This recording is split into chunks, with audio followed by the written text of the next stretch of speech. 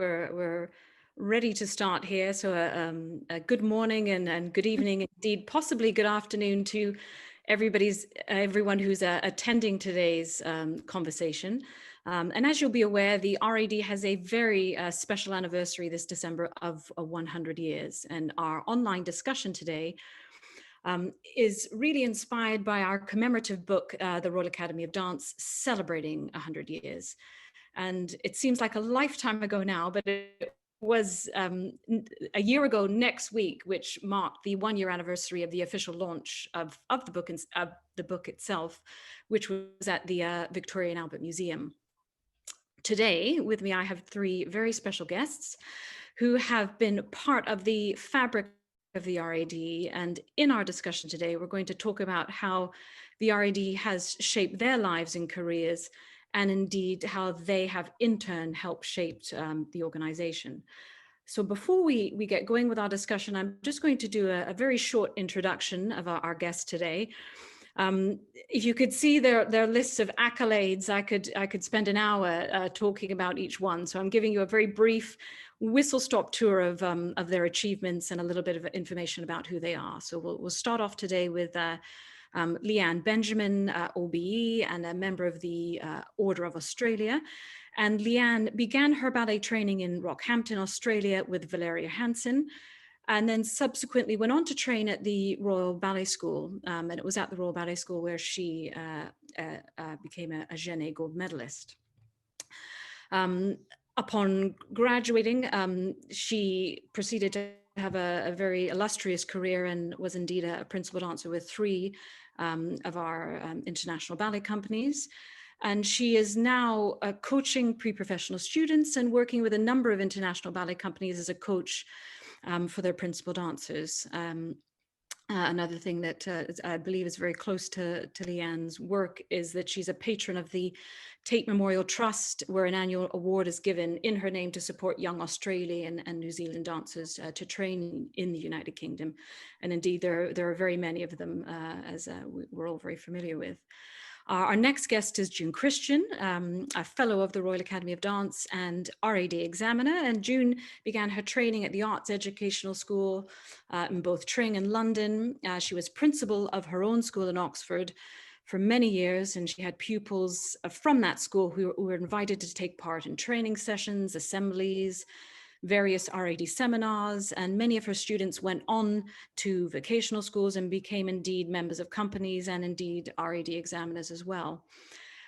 June did extensive work on behalf of the RAD, including the introduction of various new syllabi and through courses worldwide, taught on various summer schools, and was also heavily involved in the examiner training, and the standardization of new examiners as well.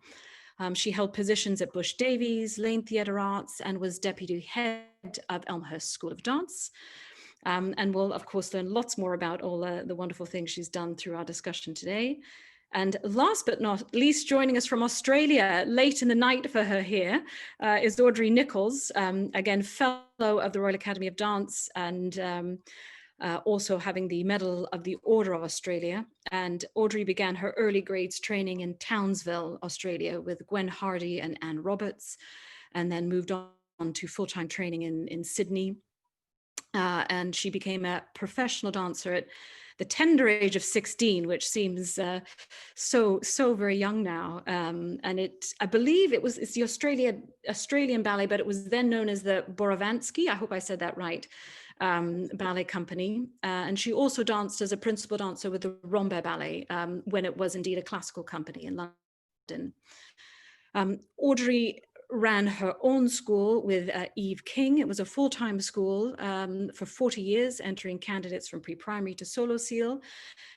She was an RAD grades examiner for 33 years, and indeed has an award, and the Australian RAD have very many awards for their students, and one of them is indeed named after her as well. And again, that's the tip of the iceberg of the many achievements of our panel today, and hopefully we'll learn a little bit more about them as our discussion progresses. We're going to start today talking about the inception of the RAD itself. As a lot of you will know, It was first known as the Association of Teachers of Operatic Dancing, and it was established because of the need for an association to raise the standard of teaching, specifically ballet. And one of the first tasks of our founders was to develop a syllabus, and that was indeed the elementary syllabus. So it started at vocational level, or what we know now as vocational level. And the first syllabus was published in the Dancing Times in December 1920. And I've had the joy of actually seeing that publication in the RAD library, and it's accessible to all or anyone who goes into the library to see it. And it's very quite fascinating. Rather than being a syllabus per se, it's a list of steps, of different steps that need to be included. And we have talked about this before, but the thing that I find amusing is that the bar work is called side practice. And the center practice obviously is called center practice when they dance in the center. So we're going to start our discussion today to really talk about memories from your own RAD training and when that began. So I'll probably start with June, who's next door to me on Zoom here. And if June has any memories of her own RAD training. Yes. Yes, I do.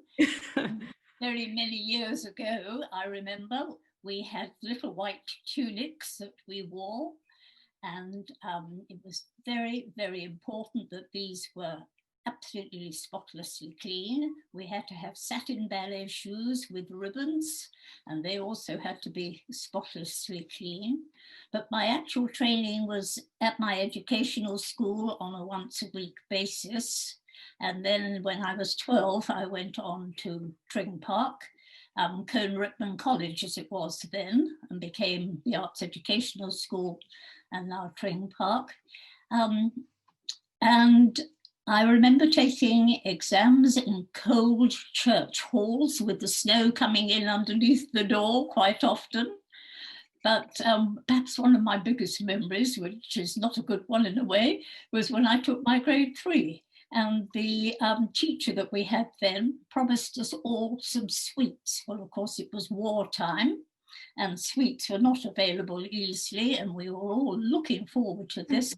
And I remember to this day, we never got our sweet. Dear, that's a promise unkept. Yes. Yes. Very disappointing as a grade 3, I can imagine. Yes. And Audrey, do you have any particular memories of your first RAD exams? Yes, I do. I, as you know, came from Townsville in North Queensland. It was during the war, World War II, 1944. I was 10 years old and I was doing grade 2 and grade 3. We doubled up because we didn't get examiners very often.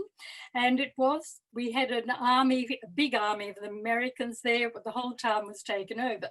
And our examiner was Isabel Anderson, and she had to come from Sydney, travel to Brisbane, and then get permission to come up on a troop train with all the soldiers. So we were terribly excited about the fact that she was coming on a troop train, more excited than anything else, when this glamorous, elegant, lovely ballerina style, you know, having had to travel with all the soldiers. Anyway, I did my grades in Townsville. Then I went to Sydney for full-time training with Francis Scully and Kathleen Daintree, and I did my majors there, elementary, intermediate, advanced, and I did them with, I was examined by Ruth French. But immediately after that, I didn't stay for Sol Seal.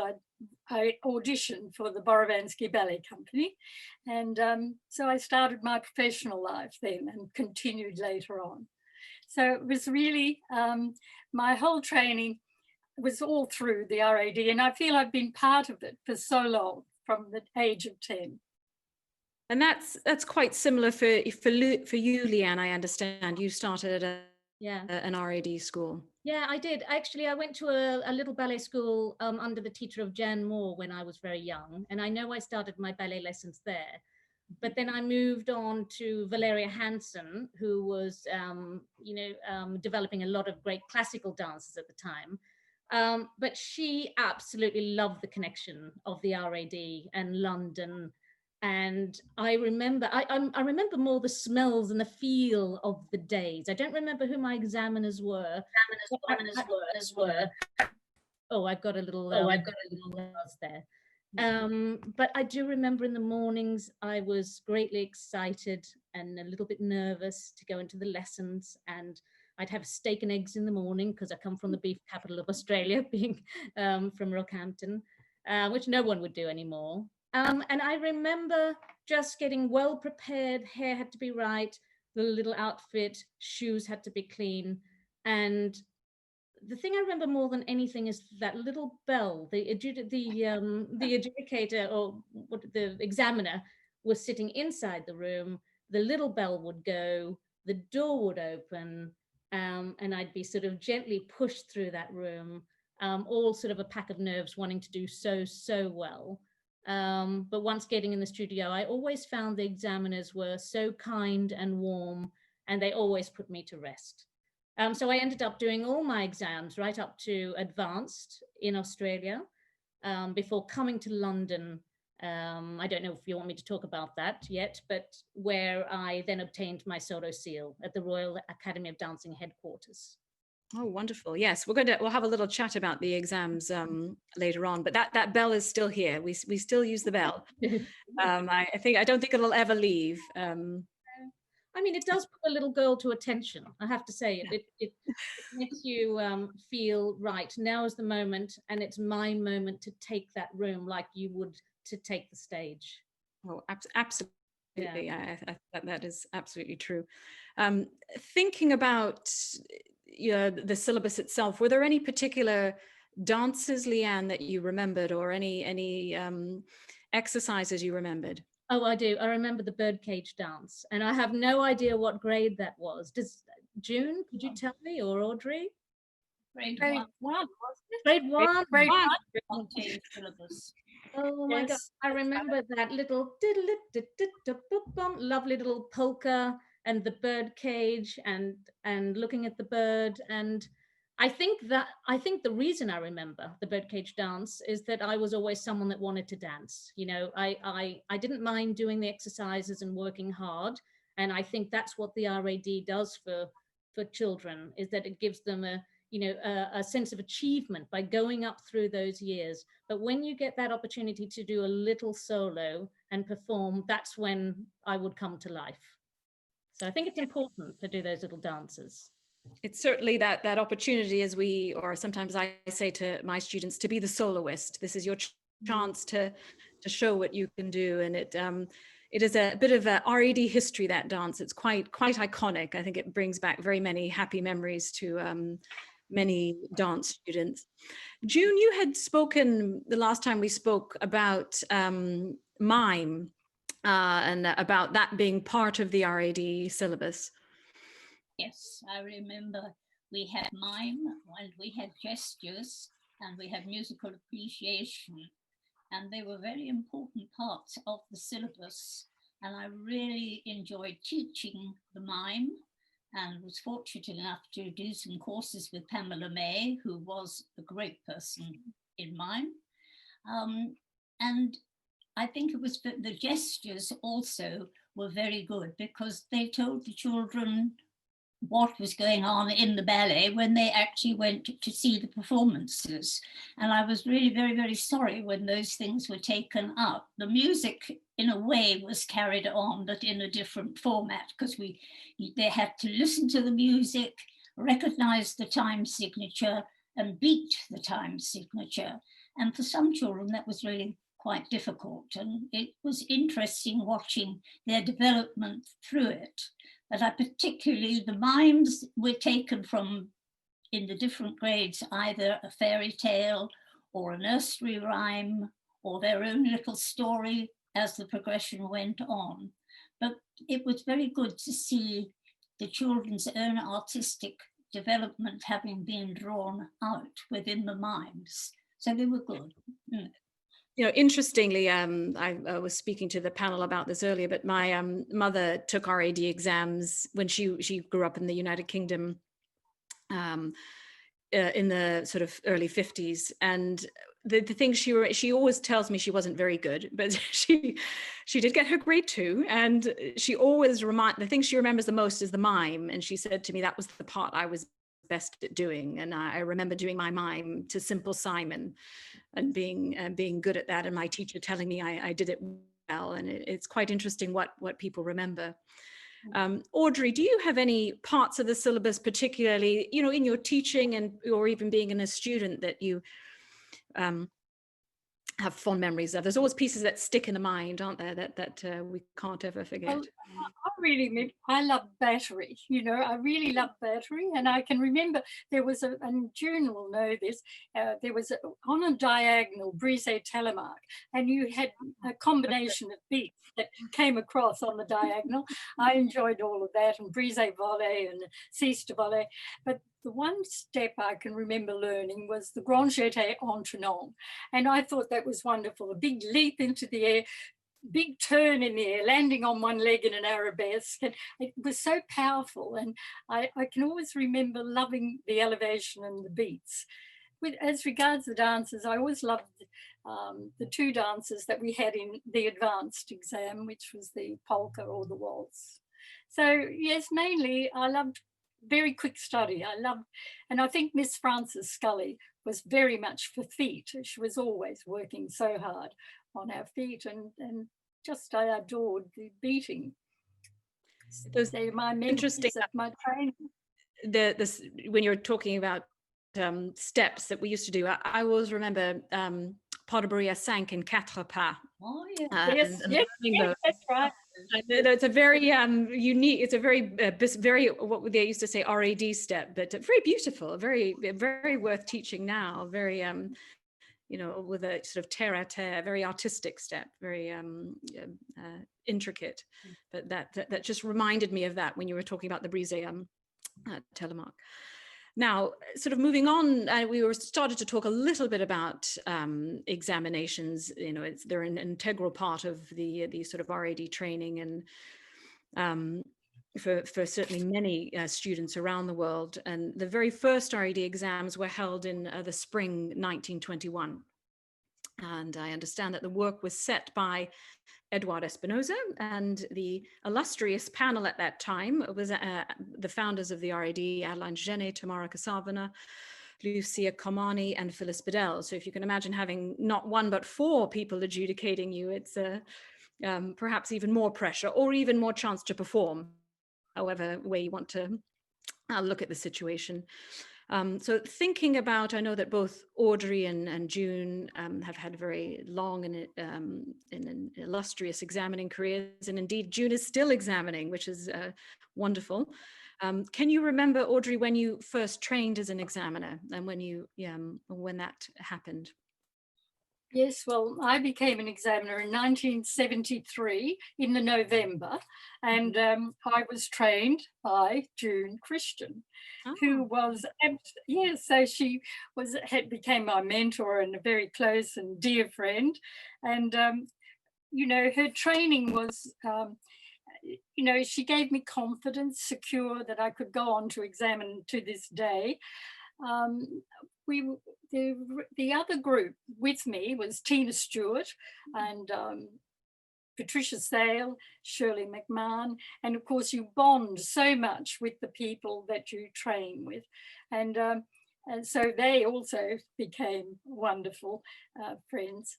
But I used to quote June all the time. Everything she said I learned, and I kept saying June said, and Martin Rubenstein used to say to me, "You've got June Christian in one eye, and I'm sorry, mud in the other." And we all laughed because all I could think of was everything she'd trained me for was just right. We also had a very illustrious panel that were part of our training, and that was Lorraine Norton, Isabel Anderson, and Martin Rubenstein. And they were there before and after our training. And so, you know, I felt very proud that I was now going to be part of that examining body. It was a wonderful time in my life. And it set me up. It overflows into all areas, the training that you receive. Yes, you never forget it, do you? Yes, and in fact, never. I will tell you that actually June Christian was part of my training too, which, yes, she was. I remember her teaching us grade 6 and 7 male. That's right. Yes, I remember that very, very well. It was a very beautiful piece of music used for grade 7 male. It was lovely. And, thinking about, June, we said, I said, I wouldn't say how long you've been on the panel. We said I wouldn't divulge that, but what the interesting thing is, we've had so much change and evolution, and interesting to hear about what has evolved since when you first became an examiner, and what has indeed stayed the same in many cases. Well, I first became an examiner in 1964. And I remember most of all, I think, again, the cold halls, standing on cold stations and things like that. But the children came for their examinations, as we said before, in just solos. And I remember one day hearing this awful screech outside the door when I had rung the bell, Leanne. And the reaction was this awful scream. And I thought, this just cannot be.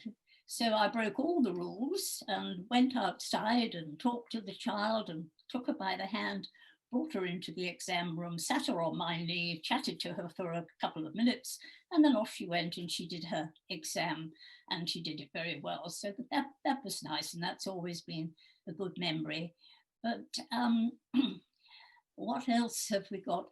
The thing that really has not changed, and I don't think ever will change, is the reason for perhaps taking an exam, which is just to encourage the children to progress, and then from the examiner's point of view, to put them at ease and make them just do their very, very best on that day, so they can leave the room with a big smile on their face saying, that was lovely, I'd like to go back and do that again.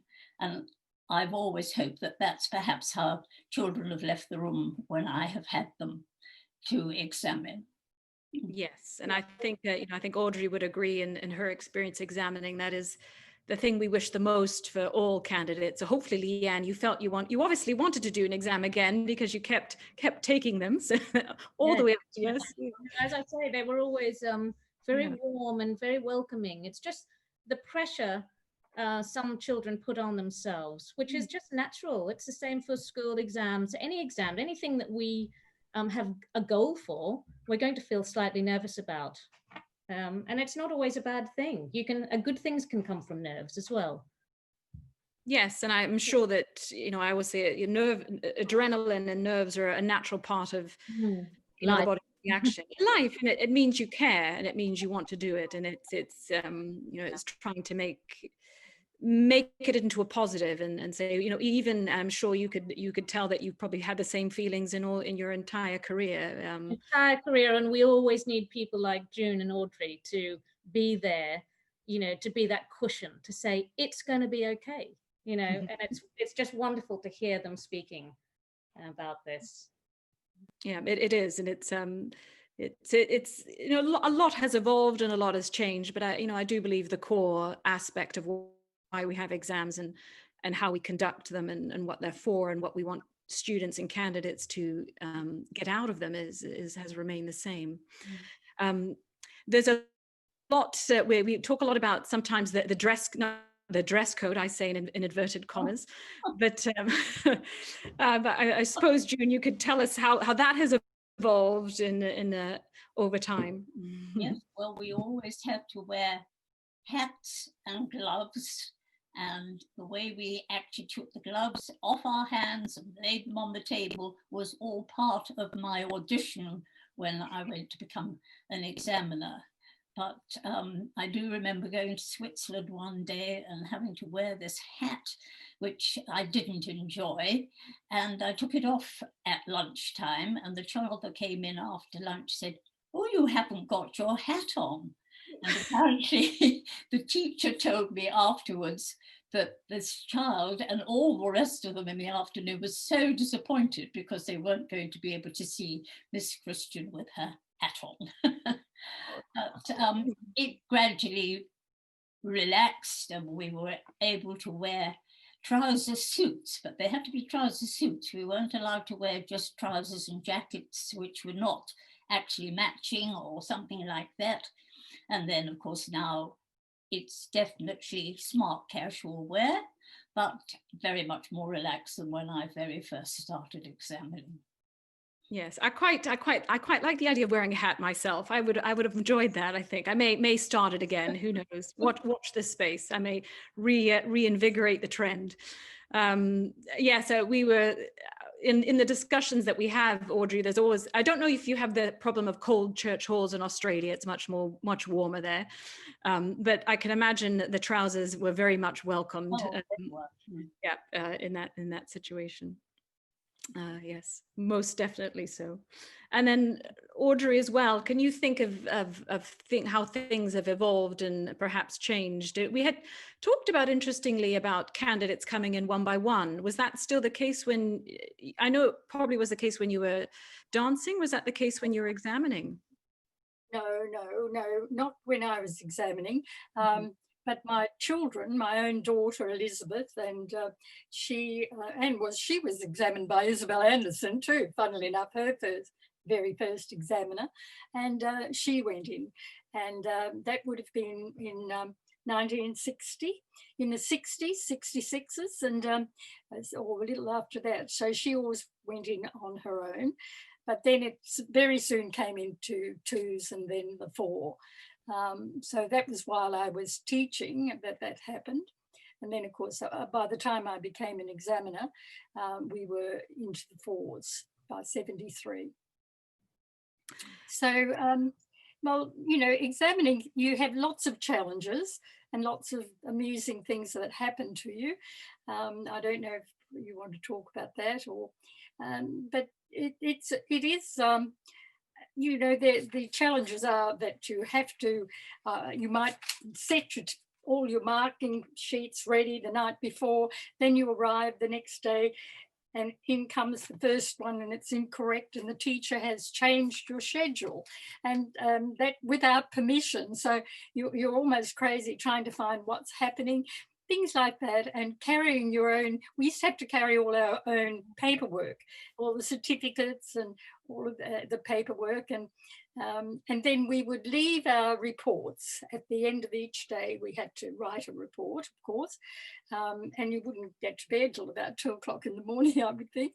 But you'd, at the end of your tour in that particular town, you would leave your results at the motel where you were staying for the teacher to collect. So all those things have changed. I remember my own teacher saying, I remember my grade 1 exam quite clearly myself, and I remember the examiner having a very nice suit. I don't know how I remember that at 10 or however, I was quite late starting, however old I was.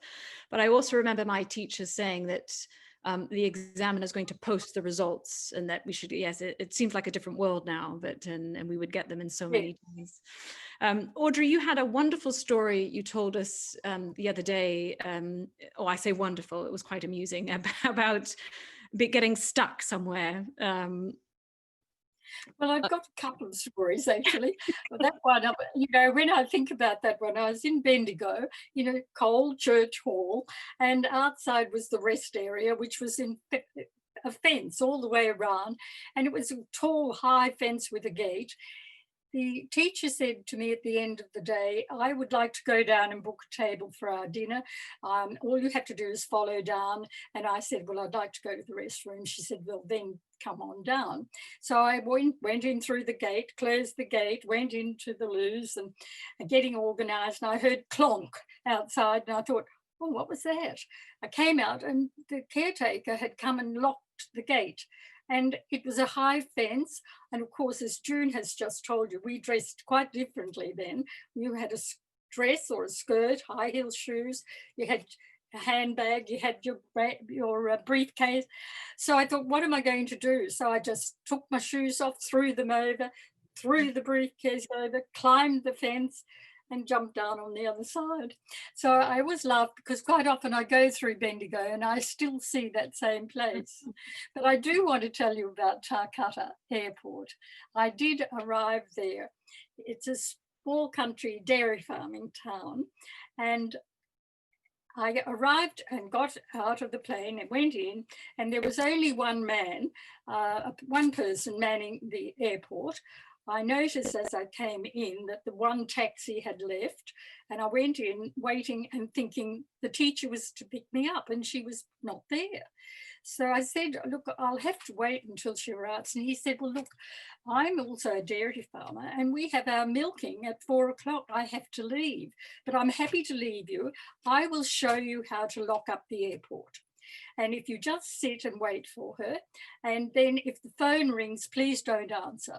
So I sat there and he's gone, and there I am, the phone ringing continuously. And you know that agitator, I've got to answer that, I've got to answer it. I picked it up. Calcutta Airport, how can I help you? And the woman was very agitated and she said to me, oh, hi, is there a Miss Nichols there? And I said, speaking. And she said, oh, I'm so sorry. And she told her daughter was already gone 50 miles to her other school because those candidates were coming over and she forgot to pick me up.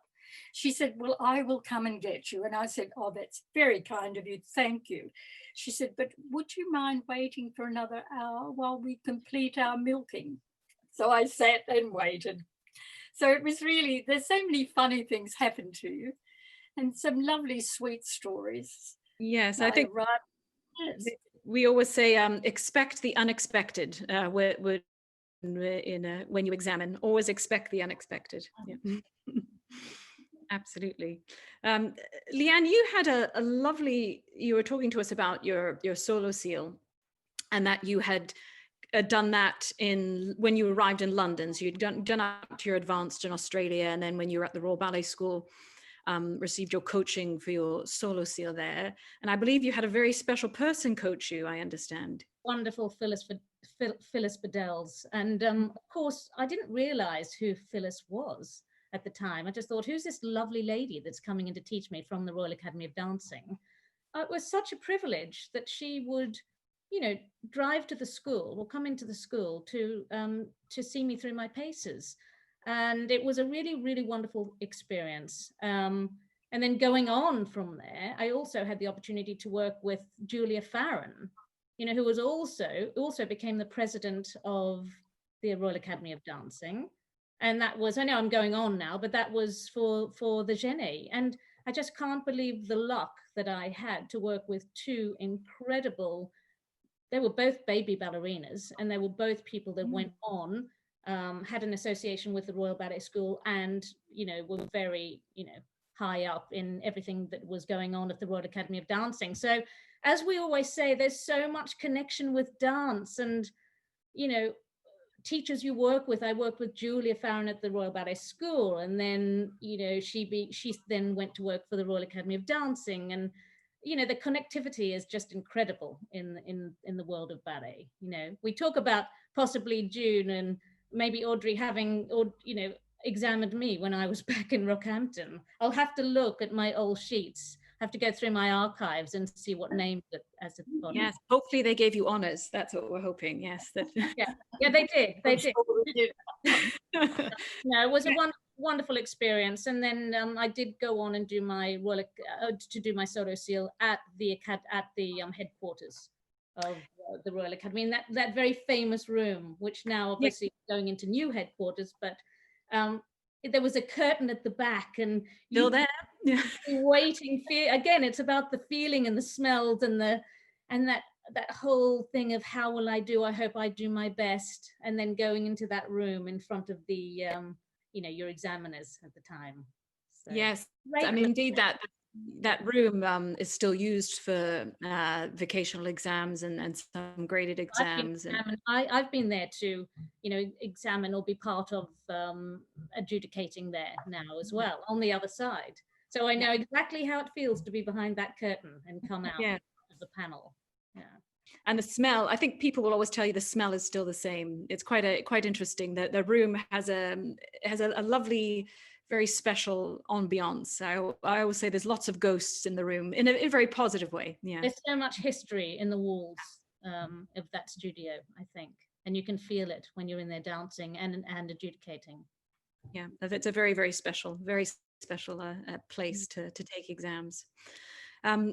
We're going to go on now to talk about all the different types of, over the years, sort of competitions and awards that the RAD has run.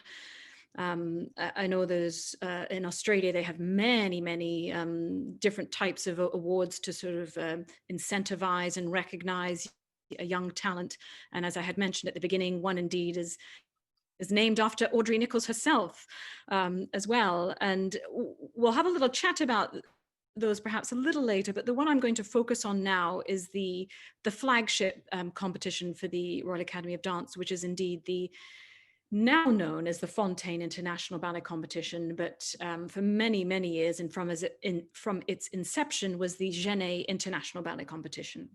And that was first established in 1931, and I believe it just started off with being awarded one gold medal, and then the competition since has really evolved and progressed in so many ways, with the addition of various other medals, a silver and a bronze, with the addition of male candidates as well. And from that competition, when you look, you can actually access a list of all the medalists. And when you actually look at that list, you see how influential the competition, or the graduates or the medalists of that competition, and indeed finalists of that competition, have been, and how they've infiltrated the world of dance in so many ways. And it's quite remarkable. They have positions as not only in dance, but lots of art-related industry, film and television.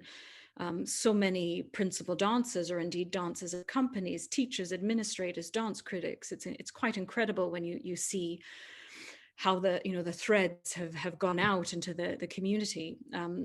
And indeed, Leanne, yourself, you were a gold medalist, and I understand your sister was as well. Yeah. Gosh, the genes of the family are quite impressive. Yeah, she was a beautiful dancer, and she eventually she was given a position in the Royal Ballet Company as well, and then went away and studied at Oxford. But I was very fortunate to be judged by Margot Fontaine when I did the RAD and Genée, which was absolutely incredible, and David Wall. So I just, it's not always just about the competitions, about the people you meet and about those memories we make by now looking back and going, oh my gosh, Margot Fontaine was sitting in the audience watching me dance. And you're just, as a child, you're just worried about the steps and getting them right and doing the best and, wanting to get a prize. But to think back on that history. And then I was also looking at some photographs. I have some wonderful photographs of that time.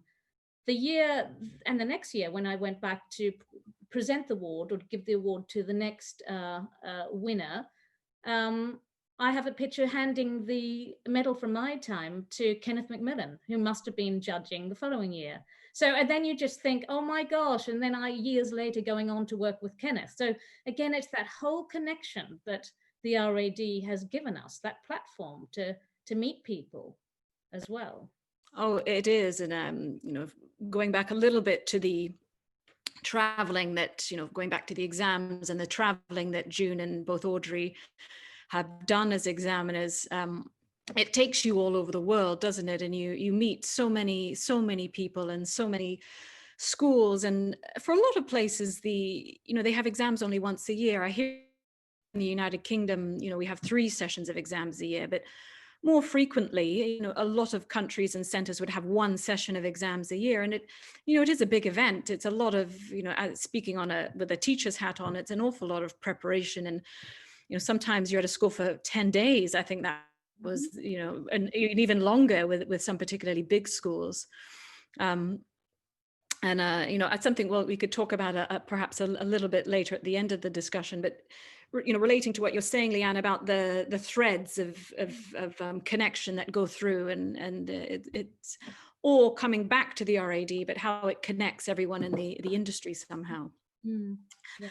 We talked a little bit the other day about how the competition has evolved, and I was quite interested to hear what you had to do in the Genée when you were competing yourself. Yeah. Yeah, I remember doing a class on the stage, and of course we were at the old Sadler's Wells at the time, and there was a rake.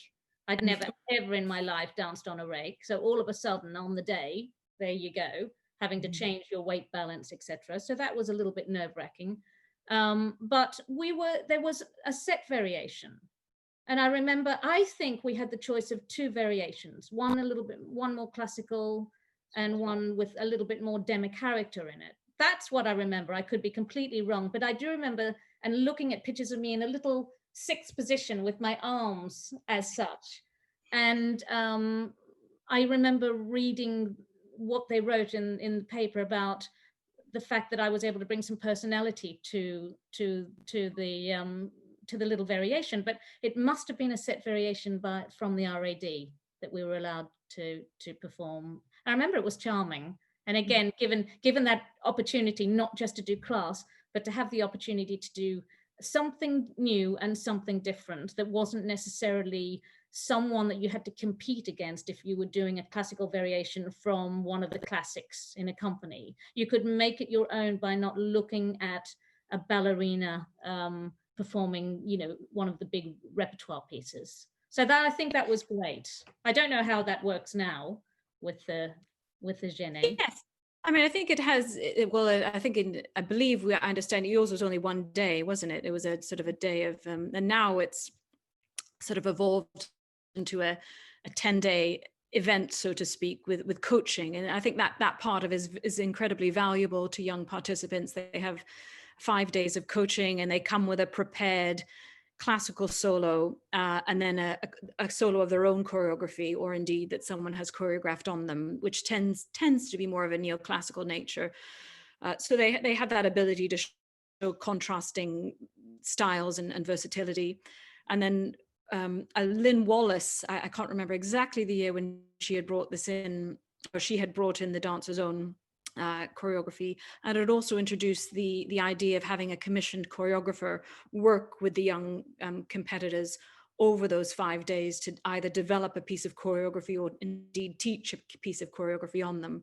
So they had that wonderful opportunity of learning from an industry professional and having that experience of that collaborative experience of developing a piece of choreography. And then indeed there was a semi-final and a final, but I would imagine the competition itself will continue to evolve and as the years go by, but it's certainly something that I know is a huge learning curve and a very positive experience to the young people that participate in it, and it continues to be very a popular thing to aspire to, and continues to produce medalists which go on to lead very, very successful careers. So long may it continue, as we say, with that as well. As we were beginning to wrap up a little bit now, I'd like to go back to that point where we were talking about that connectivity of the RAD on a global scale. And I'm sure that June, when you were examining, that you did an awful lot of traveling. And were there any countries in particular you remember visiting or experience of any particular place you had been to? Yes, well, obviously I have been very, very fortunate and visited very many countries. But I remember when I very first started examining, I would go to the airport, this possibly going out to Australia, say, and I'd go to the airport 1 hour before the flight was due to leave. And I'd just walk straight up to the desk, give in my ticket, get my boarding pass, and I was then free for 50 minutes to go away and do what I wanted to. And then we'd get on the plane, and more often than not, I was able to spread out over 3 seats or something like that, because the planes were never full. So that was a very different experience from what it is now today. But I think New Zealand is possibly one of the most beautiful, anyway, countries that I have ever visited. There's a toss-up between New Zealand and Switzerland, because from their beauty, they are just wonderful countries, and the people in them just so lovely and so hospitable to everything, and just seeing to our needs. I really have enjoyed them, but I've just loved every minute of it, and I just think I have been very, very fortunate that the RAD has given me such a wonderful career and such a widespread career. I mean, I've met so many different people, and the cultures that you come across and you go along with and you learn from, it has been a wonderful, wonderful life. So, you know, long may it last. Well, I'm sure there's a few more tours left. I'm absolutely sure. Many, many more to come. And then, Audrey, were there any particular countries you recall visiting or have very fond memories of? Yes, well, I love Japan. I really love Japan. I do. And the culture and the politeness. It was a joy to work in Japan. I not only tutored there and examined there, and the lifestyle is so different. And I would be taken home to the actual home and sit down on the little mats, and then I'd ask where, you know, you'd have to, the fun thing I found, I never stopped taking my shoes off. I'd take off shoes to put other shoes on to go to the wherever, then to put those shoes back and into the other. It was really quite a different lifestyle, but I loved it. I loved their culture, their politeness, and very, very talented and very correct in their work. And we had a wonderful organizer there, and I think she might still be there. Yes, yes, yeah. Yes, Kobayashi. Noriko Yes. Kobayashi, yes, yeah. Noriko Kobayashi, yes, and she was wonderful, and took us everywhere. And I was there for a long tour with Shirley Tracy as well, and we were introducing some courses. It was lovely. That was my favourite country. Yes, I'm with you with that. I've been very fortunate to visit Japan. It's a beautiful place, and I will say I do also love Australia. So it's a wonderful place to visit. And I've only seen a small part of it now. I have yet to go to New Zealand, so let's hope one day. But I can imagine it must be breathtaking. Yeah. Absolutely, it certainly is a place on the bucket list, so to speak. But you know, that is, you know, part of that traveling, I'm sure, is very much part of being a dancer. And I'm sure, Leanne, you've had the advantage of going in your role as a dancer and indeed principal dancer to many countries and theatres around the world. I think that's just one of the huge pluses of being a ballerina as a job, is that we really get to travel and see the world and to learn various cultures. And it wasn't until I hung my pointe shoes up in 2013 that I realized how much that I'd missed the traveling, you know, the touring, meeting people. Meeting people in this profession has been incredible. And then, June, when you talk about New Zealand and how wonderful it is, it reminded me of my first years. My first tour with Sadler's Wells Royal Ballet was 5 weeks to New Zealand, which was incredible. And of course, Japan was always almost like a second home to both the Sadler's Wells and Royal Ballet Company. We traveled a lot to those places, and just you know, just seeing and understanding different cultures. And I think you also see the difference between the personalities of the dancers. I'm sure you feel that, June and Audrey, you know, the personalities kind of are represented in the character of dancers, whether they're Australian or whether they're Japanese or whether they're American or wherever they are in the world. I think the personality of the country comes through. Yes, I think one of the things we often talk about examining is that you can go anywhere and see the same dance. That's the beauty of the RAD and the syllabus. You know, you have your, well, now in the current syllabus, we have a hide and seek dance in grade 2, which is incredibly popular and very enjoyable for the students to dance and watch. And you can see that same dance everywhere around the world. But with that, as you were saying, Leanne, slightly different interpretation interpretations of it. And, you know, every school does something a slightly different way. And, you know, then that's in many ways the beauty of it, and that you have a syllabus to follow, but there's that ability to add, you know, artistic elements and approach something in a slightly different fashion as well. But that's they're very much that idea of the connection of the RAD being worldwide, and you can take the same dance and have it in so many different countries and interpret it in, you know, different interpretations. I remember somebody saying to me, how can you sit there and watch that work, the same thing over and over again, day after day?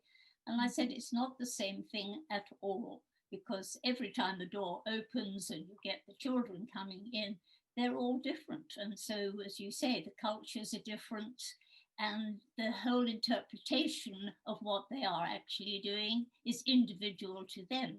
So it's fresh and renewed every time they enter. Each examination is totally different. It might be the same grade, but it isn't the same interpretation. From the point of view that it's the child's own personality that you are actually looking at and seeing. And you might have 4 in the class together, and they'll all interpret one particular exercise, a port de bras or something like that. It's the same port de bras, but the actual interpretation behind it is always so different. And I just think that's just so lovely and so refreshing all the time. It is, and it's indeed the beauty of it, and what we would like to encourage. Individual interpretation and individuality are wonderful in dance, and I think at all levels. And I think that the more we see it, and the better. Absolutely, and I think I agree. Every day is different when you examine, and you never know what will come through the door, which makes it, you know, exciting and keeps one motivated to continue. In that, Jenny, can I just say, it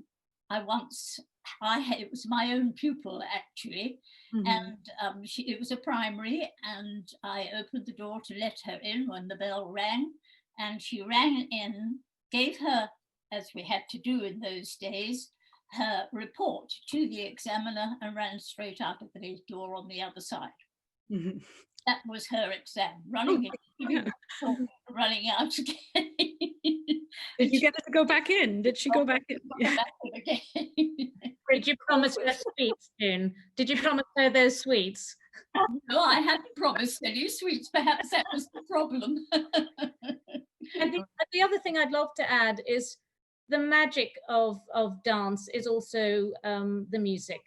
Being, you know, to grow up as a little girl or a boy and to have music as part of our lives. Oh, yes. I just, as soon as that music came on for the RAD class, and as I said, in my day, it was a tape recorder saying the Royal Academy of Dancing, pre-elementary, gold star.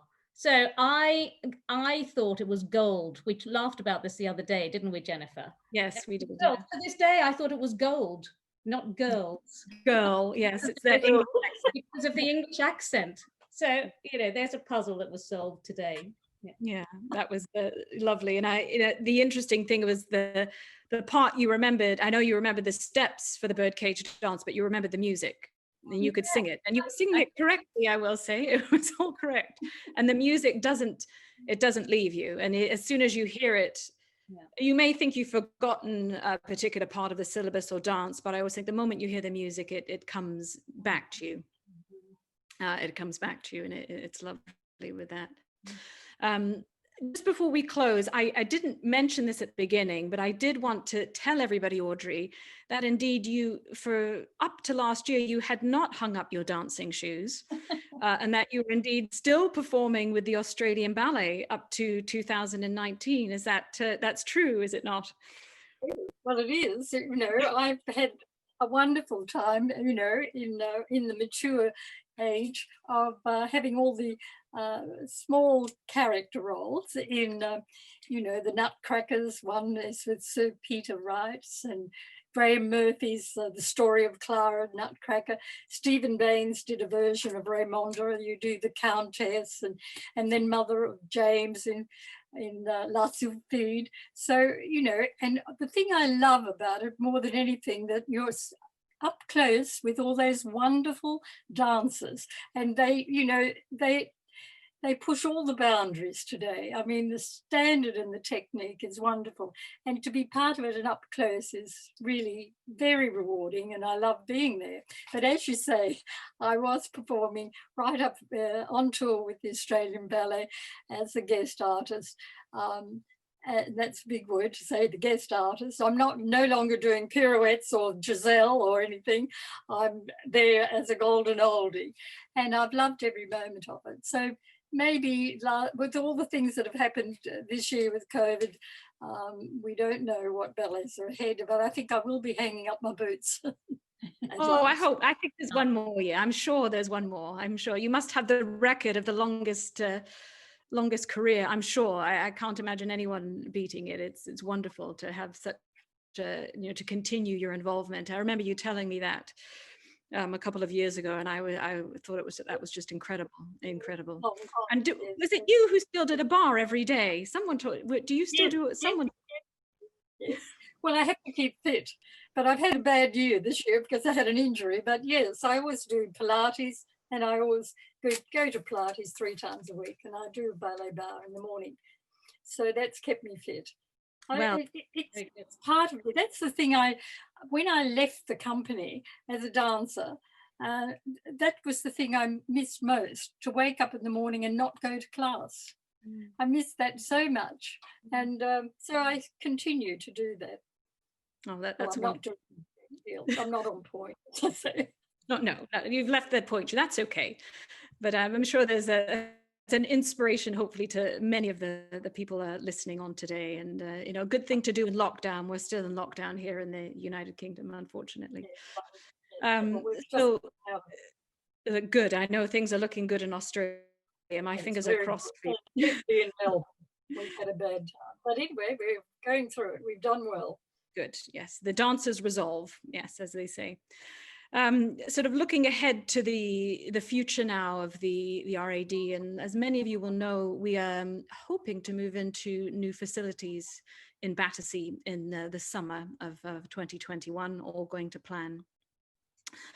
And you know, it's a bit of serendipity that it happened around the same year that we were celebrating our 100 years as well. And I think what we hope is that the new building will provide a home for dance for the next 100 years. And it's really now in thinking about and closing, what are your hopes for the RAD future? Or if June could start us off, what are your thoughts about the RAD future?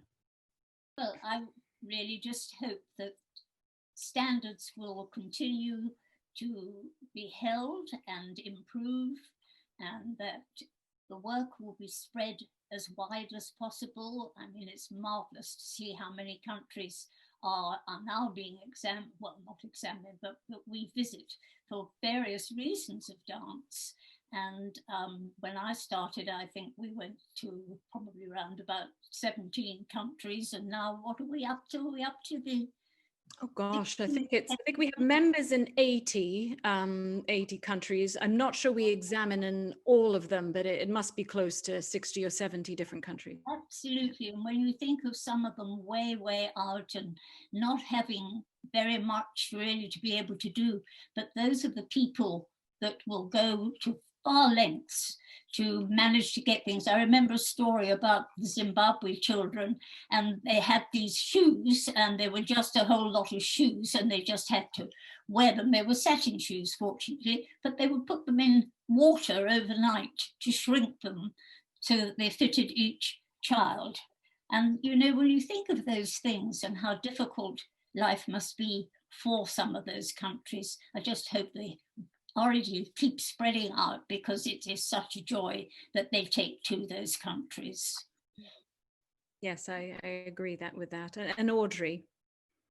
Well, I agree every word of yours, June. I must say that the high standard of the RAD will continue, and through its wonderful syllabus, and I feel that it'll be embraced worldwide into the future and go from strength to strength. That's, you know, and that's what I wish for it. And it's been so much part of my life and still is. It's part of who I am now. So I'm sure that hopefully it will expand even more. So we wish it every great success. Thank you. And then Leanne in closing. Well, I think June and Audrey have summed it up absolutely perfectly. We need to keep up with the times and the standards with the syllabus as time goes on. And it's been a huge part of my life. And I hope I can continue in the footsteps after June and Audrey and alongside them to continue to be part of the wonderful Royal Academy of Dancing. Oh, thank you. And I can't thank enough the three of you for joining me today. And I must say that when we had a practice on Monday, we went far over the allocated time. I think we talked for about an hour and a half. There was just so much to talk about. And I could still keep continuing to speak to you after we finish today. And it's really been a great pleasure to speak to you all and hear your stories and your connection to the RAD. And the wonderful thing is there are thousands of similar and different stories that our members and examiners and teachers and dancers and candidates have all over the world as well. So in closing, thank you so much for joining me today, and I hope those attending have found this enjoyable and informative. The purpose of this meeting again was to celebrate and recognize the 100 years of the Royal Academy of Dance, and indeed to celebrate the 1-year anniversary of the launch of the book that we had celebrating that as well. And if you enjoyed hearing the stories today and more about the history of the RAD, that information, some of that information is featured in the book as well. And I believe it's still available for purchase through the RAD Enterprise. But just so you know, it gives it an overview of the history of the Academy, but from every page of that overview, there are 1,000 more stories and 1,000 more people involved. And as we had said at the beginning, that's the beauty and the magic of the organization as well. So I shall wish everyone a happy Thursday or a good evening or a good day and good afternoon. And thank you again, everyone, for joining us. Thank you so much, Jennifer, June, Audrey.